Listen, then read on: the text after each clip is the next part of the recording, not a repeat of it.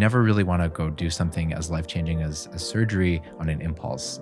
You want to make sure that you're in a place that's coming from a place of stability and like really awareness. So I think gathering knowledge and taking some time to think about something is never a bad idea.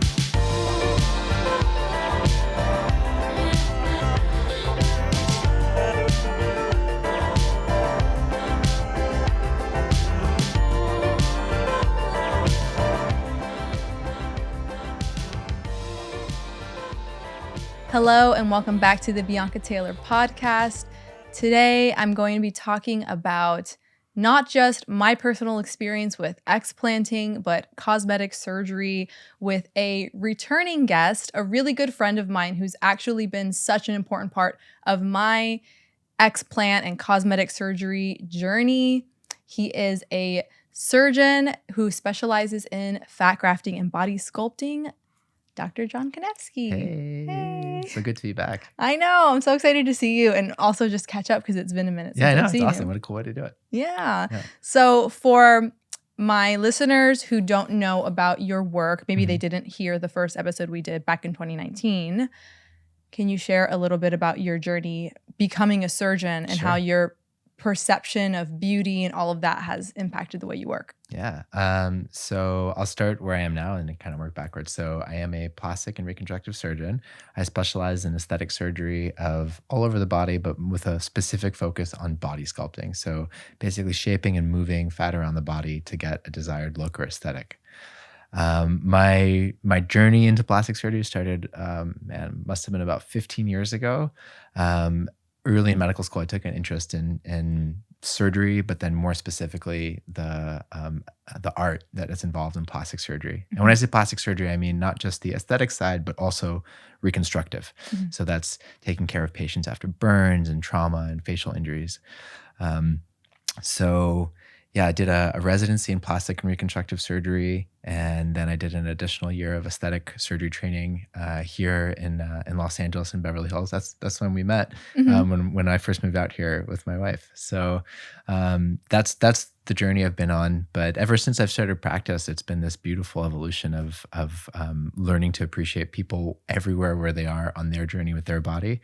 And I really see myself as a passenger, and they're the driver, and I get to be kind of co-piloting in that journey, not so much steering it all the time. Amazing. And one thing I love about the way that you do your work, and we talked about this before as well, is how it's not focused on, I'm going to make this patient feel insecure about the part of their body so that I can make money off of changing that part of their body, which is the way, unfortunately, a lot of plastic surgeons make people feel. So can you talk a little bit about that, how you help them find confidence through their own sense of beauty? So my consultations are really focused on making people feel comfortable. It's a lot to ask somebody to step into a room with somebody they've hardly met before, get undressed, and talk about their body. So I'm very sensitive to that kind of situation. I like to think of the consultation and the patient, how would I be having this conversation with my wife, my mom, my sister, like anybody who I, obviously truly care about and want them to feel comfortable. That's the energy I want to bring to the interaction. And it's never about what I see that should be changed or different. It's about being able to channel my patient's aesthetic, what they're looking for, and how I can help them get closer to that. Sometimes I can't, and I'm just really honest about it. I don't think I can help them achieve the outcome they're looking for. Other times I think I can, and maybe even better. So I just try and be as honest as I can, because I think what makes for a really happy patient is when the surgeon's done a good job of explaining what's feasible and to make sure it matches what the patient's saying. It's kind of like any conversation, like we're all saying words, but am I explaining myself in the way that you're able to understand it, or are you hearing the words I'm saying? It's like, I'm always trying to make sure that the expectation and the reality is on the same page. Yeah, just really making the communication as clear as possible. And I like that you brought up making the patient feel comfortable, because I think a lot of people go into a consultation for some sort of cosmetic procedure, and even if they experience feelings of discomfort, they're so focused on the insecurity that they have that they want to change that they can overlook that and then end Mhm. up not having a positive experience. And something that I've learned, especially with my doing my explant with Dr. Chopra, was really tapping into reading energy. And we know when we're in a room with somebody and we get a good vibe, we say it all the time, like, oh, bad vibes. I don't want to be at this party. The vibes aren't good. Yeah. We know that we're able to read energy, but then when it comes to something like this, people can just be so focused on like, oh, I need to get, I need to get my rhinoplasty like ASAP. Like, I don't care that the doctor made me feel bad or Mhm. uncomfortable. So how can somebody who goes into a consultation tap into that, energetic field and Mm. really know if the doctor is right for them or if the procedure is even something that they really want to do? That's a great question. I think if more people had kind of the tools to tap into their own intuitive sense of what's going on, that would be great. So it probably starts actually before the consultation. And, I see often many patients show up to a consultation sort of on impulse saying, like, oh, I saw this ad. And, ads are so good and targeted these days that they're really finding the target market. So, you know, to be able to tap in to what you're feeling before you go see your surgeon for consultation is a great place to start. So, you can check in with yourself. Why am I doing this? Or what am I hoping to get out of it? And at least having the awareness of the intention behind it, whether you think you're doing it for the right or the wrong reason, just being aware, like, oh, I think this is why I want to do this. Mhm. And then once you're there, I mean, it's I'm still very much on this journey, but I think learning how to feel out the vibe, like the way you describe it, is just something comes with practice and intuition. Um, you can get a really good feel for somebody based on who's in the room with you besides just the surgeon. Usually the surgeon's going to have somebody joining them in the room for the consultation. And the way the discussion's going, how the body language of the surgeon and whoever is assisting them, like are they are they, anxious and like just like looking to get out of the room, or are they going to sit there and listen to your questions? What kind of things they go over during the consultation is really important. Mhm. Is your surgeon having a discussion with you about the risks and the benefits of the procedure, realistic outcomes? All those things are super important. But the thing you're saying about vibe, I don't know. I don't know if there's any one specific tool for that, except for just saying really trust your gut. Like if you're Mhm. getting a feeling and you look at somebody, you're like, oh, this just is not a good fit. You'll know pretty quickly, Mhm. and we all have that inner intuitive sense. It's just whether or not we're choosing to tap into it. Mhm. Yeah, and the more you work on tapping into your intuition, the stronger it gets and the more you learn how to trust yourself with Yeah. that. And I like that how you said to it starts before then. Mm. Probably meditating on it, journaling about it. Why am I doing this? Why do I feel the need to do this? And really thinking about it and processing it. I know for me when I got my breast implants done, it was impulsive. I went my whole life really never thinking about getting implants. I watched my sister get a breast augmentation and was like, that's not for me. And then I did bodybuilding and I was convinced that I needed it. And it was a matter of me deciding it to a month having the surgery. And I saw two doctors, the second doctor, I was like, yes, take my money. I want to Hmm. do it. So if somebody's thinking about a procedure, I obviously ended up, I don't want to say regretting my experience, but wishing I had worked on my self love and my bodily acceptance more. So if somebody's kind of teeter tottering on, I think getting this type of surgery, whatever it may be, will make me feel more confident, but I also want to embrace my natural beauty and they're struggling. How do they go about that? Like, how much time would you recommend? Or, yeah, Mm. that's pretty much my question.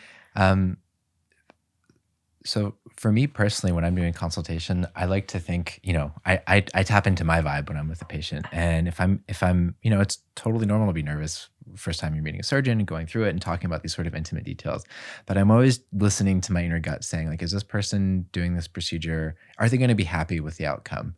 And the majority of the time I'm right. And I'm really grateful for that. But every once in a while, it's a learning experience and there could be signs that are missed. But I'm very, um, um, careful to tune into certain signs that will point to, maybe this isn't the right time to do a procedure, or this isn't the best situation. Like you want to wait a little bit.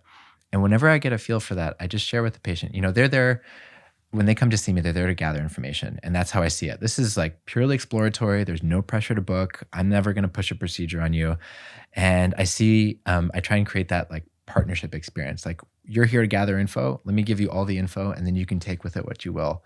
And so in that experience, you're here to learn about the procedure and gather information. And what I always like to encourage patients to do is to just sit and think on it for a little bit. Fortunately, I've operated on many of the staff that work in the office. I myself have had some of the procedures that I've talked about, so I can talk about it from my own personal experience. And that just makes the whole experience very different. But being able to check in and not like, you never really want to go do something as life-changing as surgery on an impulse. You want to make sure that you're in a place that's coming from a place of stability and like really awareness. So I think gathering knowledge and taking some time to think about something is never a bad idea. Yeah, I think being in a room with somebody who's not pressuring you to make that decision, especially when some people who want to make money can, use that impulsive behavior to their advantage. I have been in consultations where I felt like I was being pressured. So I've never talked about this publicly because there's never really been a reason to, but I had this 2-year period where I knew that I needed to get an explant, and I was just wrestling with my ego for 2 years. And in that time, I actually had 2 consultations to go bigger with my implants because I just thought maybe I'm just not happy with them. And if they were bigger, then I would be happy with them. Like, that was this lie that I was telling myself. So I had 2 different consultations, and both of those doctors made me feel worse about myself. And it was a lot of pressure. It was, we can take the deposit right now. Like, let's book this date. We can get you in 2 weeks. And luckily, I had the strength to say, no, I need more time to think about it. But the old me, the younger me, would have just said yes. And I'm so glad that I took the time to wait, because when I was able to, finally let my ego calm down and tap into what my soul needed, it was to just remove them and move forward without any implants in my body. So that was just my experience with, I've experienced doctors that were, like you, with here's all the information, take time to think about it. So I think it's important for people to know that experience is available. Yeah, it's so good that you did that. And there's a lot of evidence to support that if you are going into your procedure coming from a place of sound mind, sound body, positive attitude towards the decision you're making, that you're going to be happier with the outcome. Like, there's no question. This was like studied in the 60s, and so sometimes I wish I had all the resources and tools available to share with patients, but obviously at the end of the day, time is limited, and I'm there to provide them resources, information about the procedure they want. But I can almost always tell if somebody's coming at it from a place of, like, this is they've really done their research, they've taken the time to think about it, and they're really feeling comfortable. Yeah. I want to talk about implants now. Oh, I should have grabbed my implants. I have them upstairs. You still have them with you? I have them. Oh, that's awesome. Yeah. Yeah, cool. I meant to have them and be like, wow, but Yeah. I no forgot. more. I forgot. They're upstairs in my office. What a full circle experience it'd be to like, because I still vividly remember the first time you tell me about that. We can talk about it at some point, but I was just like, whoa. Yeah, I do. I want to share my journey because you were really such a huge spark in my own journey with implants. But before I get to that, I know that you don't do breast augmentations with implants anymore, only with fat grafting. So as a surgeon, why make that decision? Yeah. So it's been 4 years now. The last time I placed a breast implant was 4 years ago.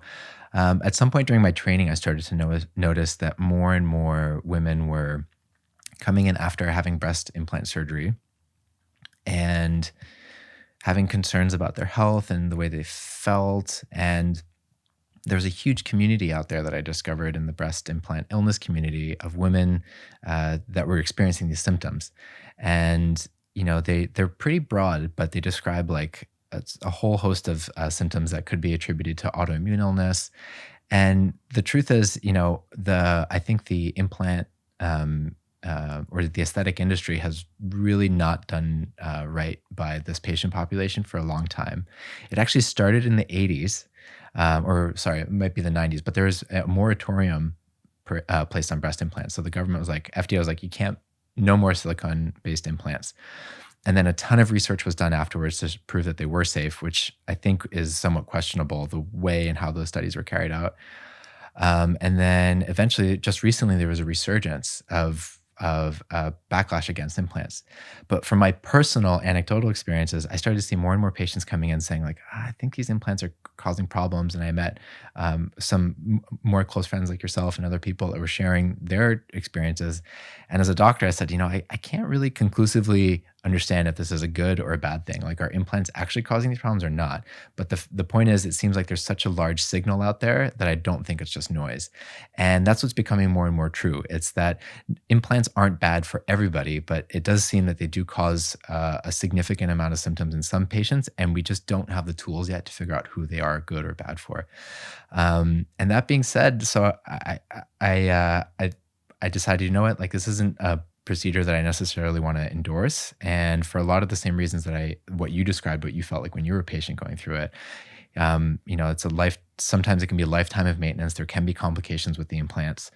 And that's not to say that everybody who gets an implant is going to have a problem. It's just that it's hard to predict who will and who won't. And for me at that time, it felt right to just step away from it. And at that same time, it got, doing fat grafting became a lot more interesting because I think it's a lot more anatomic, meaning it's more true to the natural shape and aesthetic of the body. And it really is representative of what the natural breast looks like and feels like. It's actually made mostly of fat. So taking those two things into considerations, I wanted to focus more on, what would it look like in a future with aesthetics where we didn't use foreign objects to create or enhance the female aesthetic, but we just use what the body naturally has. Mm-hmm. Yeah. Yeah. And one thing I wish I would have known back when I decided that I wanted implants was that fat grafting was an option. At the time I was competing, so it probably wouldn't have been an option for me because I was super lean. Mm-hmm. But now I had an explant with a lift and some fat grafting, and I prefer the way my chest looks and the way it feels. It feels like a real boob. Mm-hmm. And I didn't realize it for so long because I had my implants for almost 8 years. So I would always say, oh, my boobs feel pretty real for implants, Mm-hmm. Compared to other women. That was always what I thought. And then a couple of years ago, I felt a real boob and in my sexual endeavors.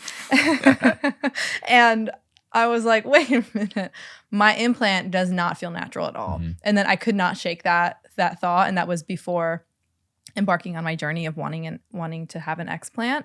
But I think that, like you said, fat grafting is a wonderful option because it keeps it more of a natural form. And I'm not anti-cosmetic procedure.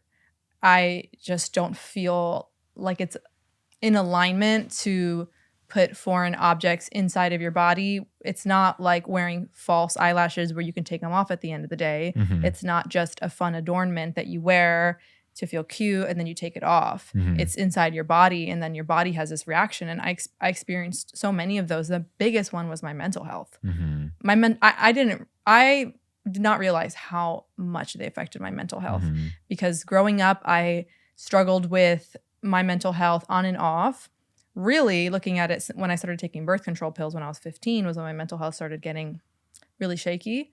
And then I got off of birth control and I got implants. So I realized I went through so much of my life not even feeling mentally clear. Mm-hmm. And now it's been 3 months and this has been the most consistent that I wake up in the morning and I'm happy. I don't have anxiety. I don't feel like my breathing is restricted. Literally a weight off your chest. Literally a weight off of my chest. Mm-hmm. And it's crazy that it makes sense though. I mean, you put a foreign object in your body, your nervous system is on alert. It thinks that there's something Mm-hmm. attacking it. Yeah. And I think we're just starting to scratch the surface of what we understand. I mean, there's a lot of research that's been done. But like the way implants work is that your body creates a foreign, your body has what's called a foreign body reaction. So it creates a capsule around the implant that's full of all these inflammatory mediators. And so that scar tissue that it forms around the implant becomes its own kind of like reactive system. And so, I've taken out many implants, and sometimes they look totally normal, but other times it's clear that like ones that have been in for a long time, like something's not right. Like, this is like been sitting in the body, just either leaking or accumulating things. It's just like something looks off. Yeah. So, no. Yeah, with my removal, my implants and my capsules were fine. My capsules were a little crunchy. I don't know if that means anything. They were a little crunchy, but they can get a little calcified, which just means that's what makes them a little harder. Yeah. But in the breast implant illness awareness Facebook group that has like 100,000 women in it, and I joined because preparing for surgery is scary, and I thought, am I going to regret this? Am I going to feel any better? And I would just read all these women's posts, and a lot of them would get their implants out and have mold or like different particles inside of them, or that it was actually it like erupted and they didn't know because the capsule like kept it contained. And it's just crazy that you can have no idea what's going on inside of your body with that. And it's super messy during surgery when an implant's ruptured. It's like there's silicone. It's just not a good situation. So having seen that a few times, it's like, if there's a better option out there, let's do that. Yeah. Let's endorse that. So a little bit just to share with the listeners about my story and how you've been a part of it. So we met in 2018, late 2018, through another like vegan influencer. And then I remember that night we went out to dinner, me and Nimai and your wife, who's also been a guest on my podcast. And we started talking about just healing, like deep healing and ceremonial healing and all of this stuff that I had always been interested in but was a little scared of. And Nimai was really into it, and he was like, yeah, babe, we should do this. And I was like, no, that sounds a little scary. And then a couple months later, we did a ceremony together. And in that ceremony, that was when I had my like first realization that I didn't want my implants, or that they weren't aligned with who I wanted to become physically, spiritually, mentally. And then right after, I was like, Dr. Jon, I need to talk to you. I'm scared. I don't want to get rid of my boobs. And and that was in 2019. Yeah, that was in 2019.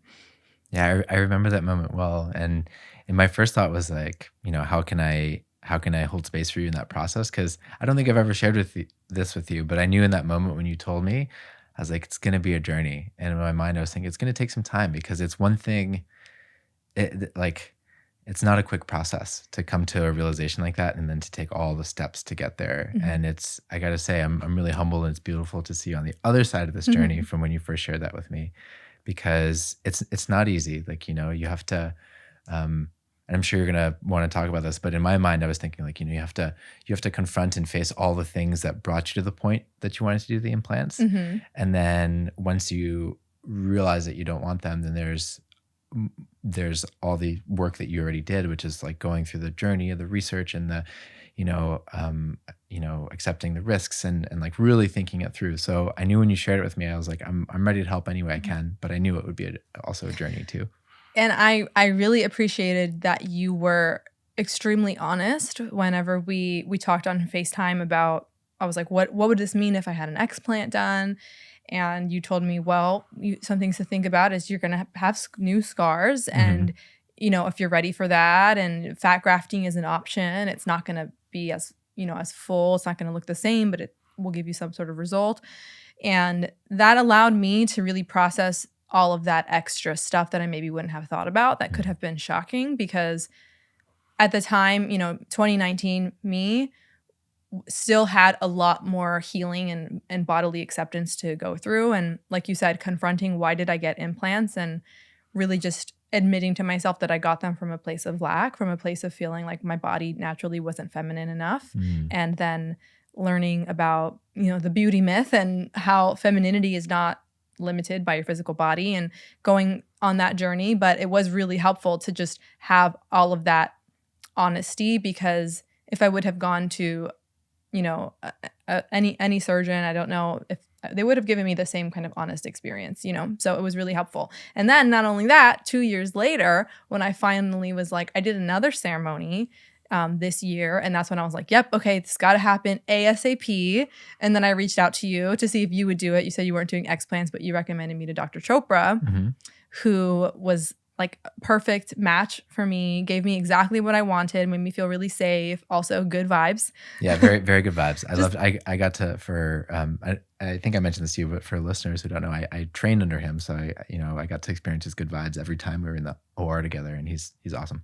yeah, he's the best, and just good vibes, really caring, really honest, and allowed me to just feel really safe and confident with my decision, and then just gave me like a result that even though I have new scars, I love my chest so much more. I feel so much more confident in my body than when I had implants. Hmm. And I look at pictures of me with implants now and I'm like, that doesn't even look like me. It feels so misaligned. It just feels like I don't know what that physical body is. It's not mine.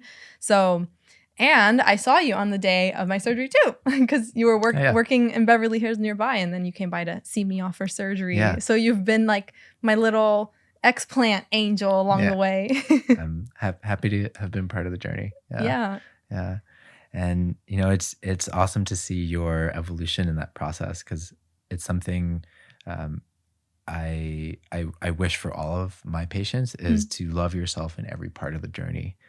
Um, Being able to, uh, even if you've had surgery that didn't go well or didn't get the expectation that you wanted, when you revisit your body at every point to say, I'm I at the time that I did my procedure, I did the best or I made the right decision with the information I had at the time. And you did that when you were getting your implants. And Mhm. there's no need to look back on yourself with regret or anger or any of those feelings. It's like that's part of the ceremony journey work of healing your body throughout time. Mhm. So it's really cool to see that whole process and how it's gone for you. Thank you. And yes, I always tell my fitness clients the exact same thing, to love your body every step of the journey, to love yourself when you're in the before state to when you're 4 weeks into the journey, 8 weeks into the journey, 2 years into the journey, because your body is constantly evolving. And to become extremely attached to our physical body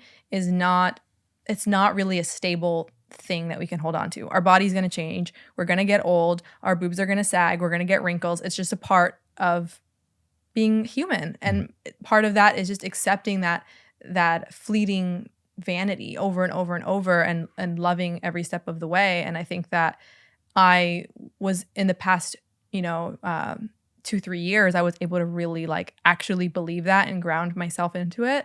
So I was able to go through surgery because I knew, I mean, and they prepare you too, like Dr. Chopra and his assistant, they were like, just so you know, the first 3 days, you're gonna look weird. It's not gonna stay like that forever. And they were like really like mentally preparing me. And I was like, okay, like I'm scared to like see myself Mhm. look completely different. But I was actually the day after, I looked in the mirror and I was like, this looks great. Actually looked great right away. But I was prepared to. I mean, I was super swollen. Like I did a YouTube vlog, so if people watch that, they can see like my face was like swollen. I had like little field roast sausage fingers. Like I was super swollen, and just like being able to just accept myself and know like this too shall pass, and Mhm. it's all part of the journey. And now I'm on the other end of it, and I still have more healing, and my body's gonna keep changing. It's all part of it. Yeah, it sounds like you were really well prepared because the plastic surgery blues is like it's a real thing. Oh my It's gosh, it's like so real. yeah, the first few weeks, sometimes even months after surgery, because you take on this decision to make this big life body change. Hmm. You go through all this pain, and then you don't really see the result right away. So it's basically you're in this weird in limbo state. You don't Mm. have your mind doesn't see the body that you've envisioned. You're going through all the challenges of recovery, so it can be a real downer sometimes. And it sounds like you were well prepared to confront that. And you're like, let's do this. Yeah, I never heard it called plastic surgery blues, but I experienced that big time when I got my implants put in. I woke up from surgery and just immediately just started crying, and I felt just scared that it wasn't going to be what I wanted. And I experienced at that point in my life, I was 21. I just turned 21. The most deep depression that I had experienced up to that point, and I felt really disconnected from my body. I thought that they weren't big enough. I just had so Mm. much conflict about my body for a while. And then when I got my explant, like I woke up from surgery And I was smiling and I was so happy. And I didn't even feel sick from the anesthesia. I woke up and I was like, I'm hungry. Can we go get food? And I was like voice memoing my friends, and they were like, why are you so happy right now? Didn't you just come out of like a 6-hour procedure? And so it's really interesting how doing all of that like mental and emotional and spiritual preparation can really transform your experience, whether you're going in for, no matter what that is, explant, fat grafting, rhinoplasty. I think that doing like deep emotional work and with therapy or, ceremonies or whatever that looks like, I think is a huge, huge help.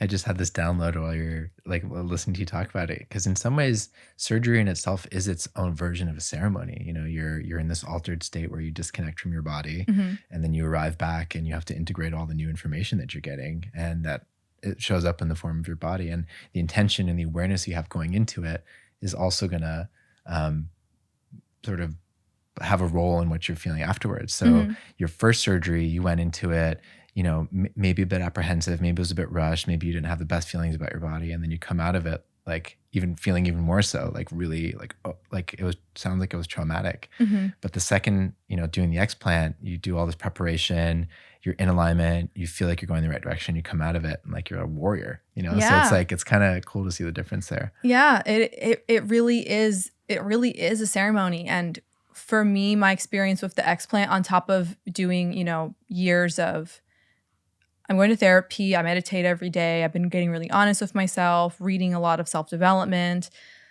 doing all of that, but also I have cultivated this amazing support system of people like you and my other friends. Some of them have been on the podcast, that were all, when I started sharing I'm getting an explant, they were all like, I'm so proud of you, like I'm praying for you, like you got this. It was just, there was so much support that I felt even stronger going into that. And I think that whatever type of surgery you might be preparing for, cultivating that support system. And another thing, I actually had my Akashic records read the day before my surgery, because I was getting kind of nervous. So I like texted my psychic and I was like, can you squeeze me in? And she told me to before surgery to kind of give myself like a moment, my own ceremony of visualizing me moving all of the negative energy, trauma, pain, depression, all of the just heaviness I've been carrying for my whole life, and visualize myself moving it into my implants so that it would be removed with my surgery.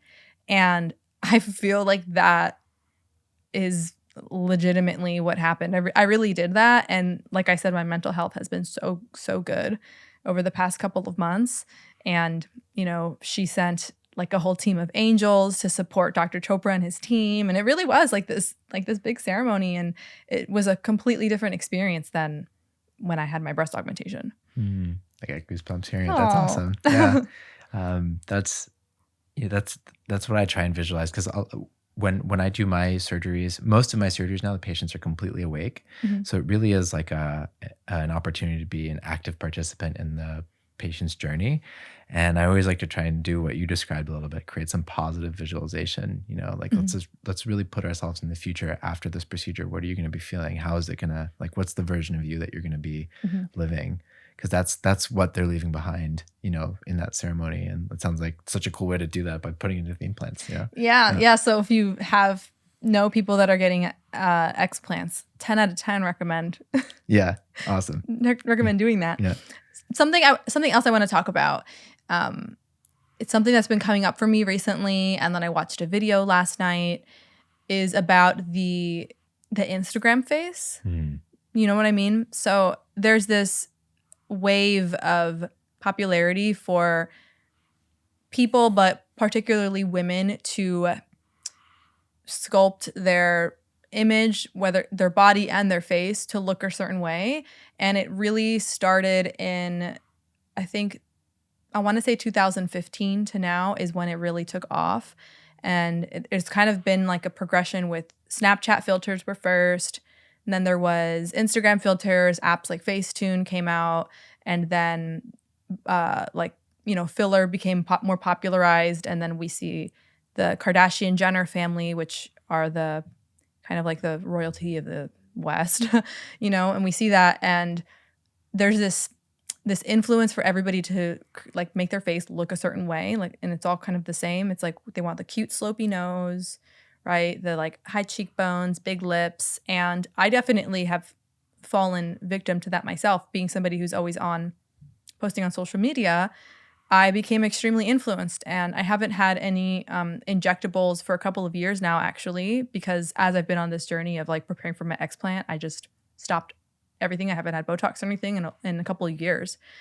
But it's really hard because when you see the same face over and over and over, or you see your face with a filter every day, and then you look in the mirror and you don't have a filter and you compare yourself, you wonder if you are worthy or pretty enough. So, being in the field that you're in, I'm sure you see that a lot, and you see everybody asking for like similar things that are like a trend. How can women combat that, or accept if they do want to have a slopey nose and that's okay to do that? Like, find the balance there. It's so good that you brought that up. So a very close friend of mine, I can't remember if you met. Her name is Liv Boree. She did a YouTube video on this recently, and I just want to like kind of give credit to what I'm about to say, because I draw a lot of my inspiration from what she said. And she calls it the game theory of beauty. And so game theory being like there's only going to be one winner, and it's a zero-sum game. So somebody has to win, somebody has to lose. And the way she presents and talks about beauty is that over history, it's been this. It really is like a chess game. Like your opponent makes a move, and then you have to up your creative game to overcome that move. And throughout nature, evolution, it's actually been very beneficial because, the peacock with the brighter feathers is more likely to get the mate. And so there's that sort of game theory aspect to sexual pressure throughout evolution that's helpful. But as humans, I mean, we've really taken it to like a ridiculous degree, to the point where, it's actually really getting in the way of like progress and productivity and just so much time that could be better spent on so many other things. So what you're talking about in terms of Instagram and all the filters and social media, like it really plays into that, where it's like it's like upping the weaponry in this game of beauty. And so what I like to think about too is just also like, the time that women and now men more increasingly feel like they have to spend on taking care of their bodies to look a certain way is actually just eating away from like other enjoyment of life things. And that also has a net negative productivity or experience effect. So when you think about what these filters are doing is, and again, this is credit to my friend, she talks about this concept of Moloch. Moloch is this like concept of basically this negative force that's always encouraging competition, but not always for a good outcome. Is there's just no end to it. Like, at some point, are we just going to spend 99% of our time just beautifying ourselves to be out in the world for 1% of the time? Like, because it's just taking up more and more time to do that. And 15, 20 years ago, your comparison of your image might have been to like, let's say a friend of yours who you thought was the prettiest, or somebody on the cover of a magazine. But now the way that we are, the image of ourselves that we're competing with is actually ourselves. It's not like what we see on the movies. It's like, oh, I don't look like this filter. I will never look like this filter. And it actually just creates an unattainable image. So, and it's also just really homogenizing beauty, which I don't think is right. Like, nowadays, and it's just like you said, everybody is trending to achieve a certain ideal because that's what they see most often. So I think creating more space and awareness of what you think is beautiful for yourself and being different and just really nurturing that aspect, I think is great. It's hard though with these with the more time. Like I would just say like just spend less time on social media and you'll probably feel better about yourself because you're not going to have to have such a big interaction with those images all the time. Mm-hmm. But even I felt guilty to it. I think FaceTime or some of these other video conference apps, I think they automatically put a filter on. Have you noticed that? Mm. Like I remember I was FaceTiming the other day with my family and I was just like, do I have an automatic filter on? Because I look great. But then I looked in the mirror, I was like, no. So yeah. And I think just like to go full circle, the relationship we have with our bodies is it's literally that. It's a relationship, and it takes work to continuously meet yourself every day and have love and appreciation for who you are. And having a relationship where your first reaction when you look in the mirror is like, oh man, I don't look like the filter, or taking a photo of yourself and being like, I got to put a filter on. It's not, you're not feeding that relationship positive energy. And I think taking more steps where you give yourself that love and you project that image of yourself, you'll be sure to see your soul shine instead of what the filter is not showing. Nourishing your soul more than that toxic relationship with, I need to be prettier, I need to look more like a Jenner, Kardashian. It's interesting too because there's been so much influence by, and I don't hate the Kardashians or the Jenners at all. Like I think that they're boss business women, and I have respect for that. But they have so much influence, and we've put them on the pedestal, so they're on the pedestal. But I've watched these videos where it's been kind of the like progression of like Kylie's look that we know now, and it's so different from what she used to look, and that's okay. That's what her choices were. But then it becomes this, oh, I should be doing that to myself too. Like I should be doing more. I should be making myself look prettier. I need to be doing more to my skin or my lips or my body or make my butt look bigger. And it's just this constant, like you said, it's like a game that has no win or no positive outcome. So I think, like you said, spending more time nourishing your relationship with yourself, spending time off of your phone is a huge one too. I feel so much more confident in myself when I take breaks from my phone. And I've been spending so much less time on social media, and also being mindful of what you consume on social media as well. And just being conscious of it too. It's okay to follow Instagram models and Kardashian family members or people who use filters, as long as you're aware that they don't really look like that. And they just want to look as pretty as possible for a photo. And so if you can know that and accept that and not get attached to it and then use that as a reason to attack yourself, then it's okay. I feel like that's something that I've gotten a lot better at too, is I see a photo and I'm like, damn, she looks good. And the old me would go, oh, I need to look that good. Or I need to look better than that.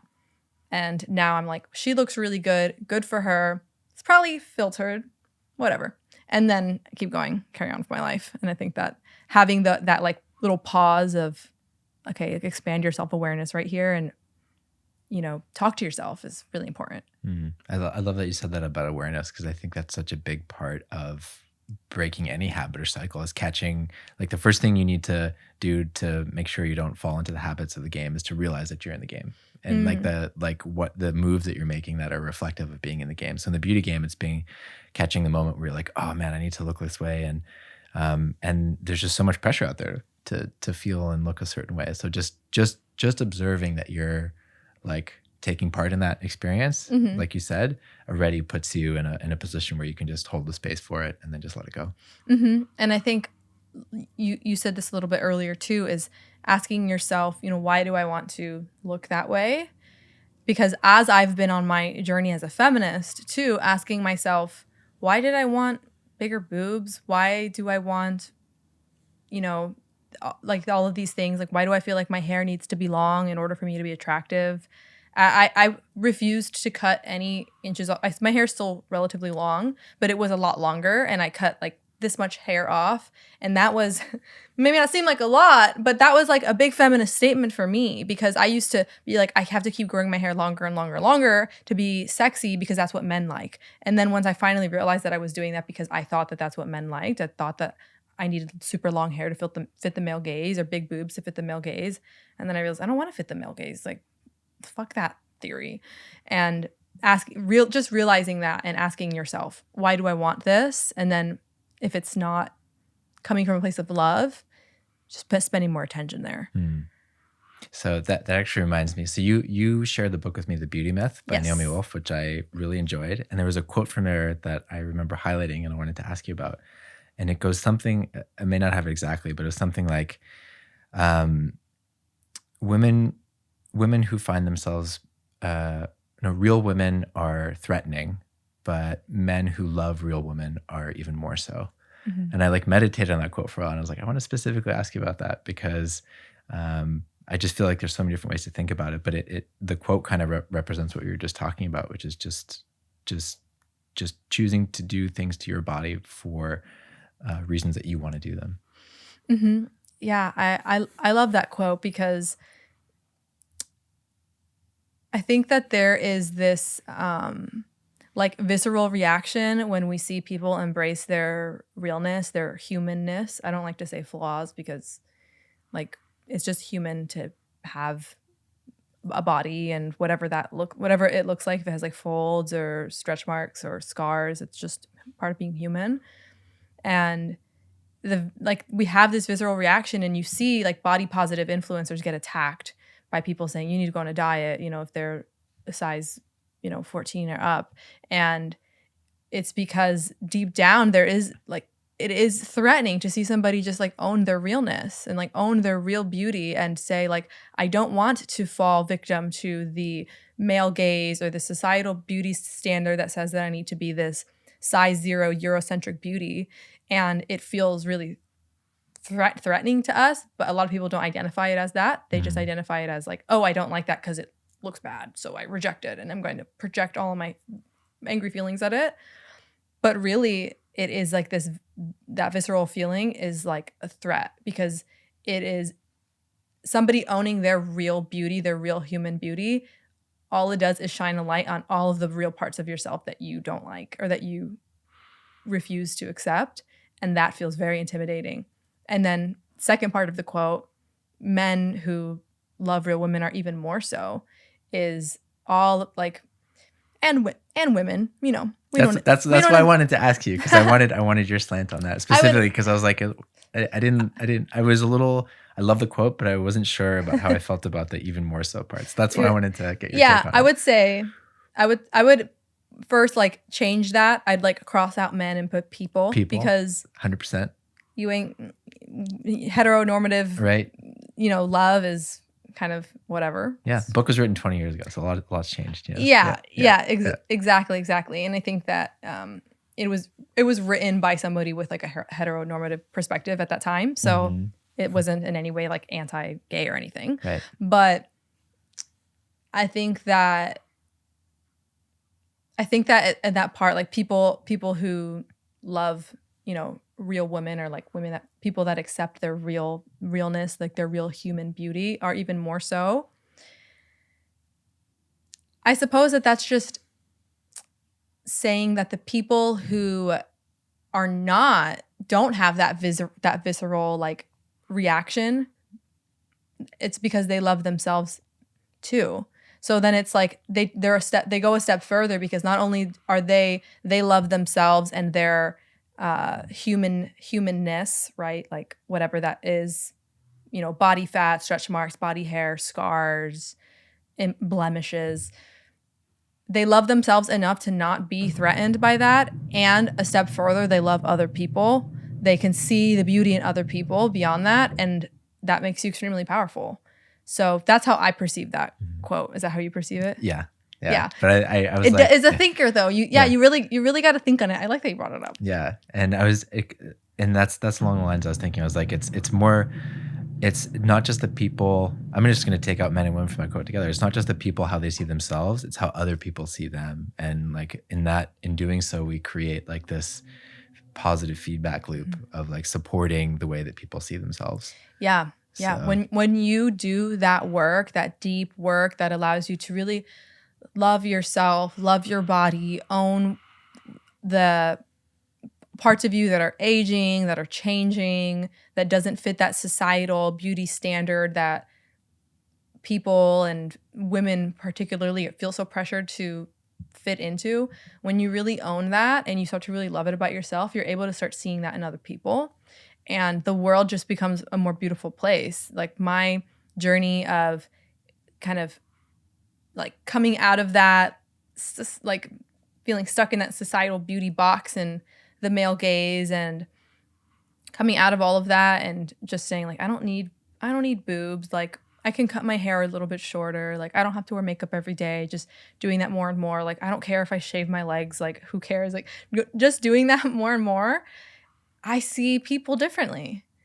Whether they've had a lot of work done, like a lot of surgery done, great. Or they haven't, and they're whatever size their body is or however old they are. Like I see beauty so differently now. And I think that's a really wonderful part of that journey of finding that, like, that acceptance.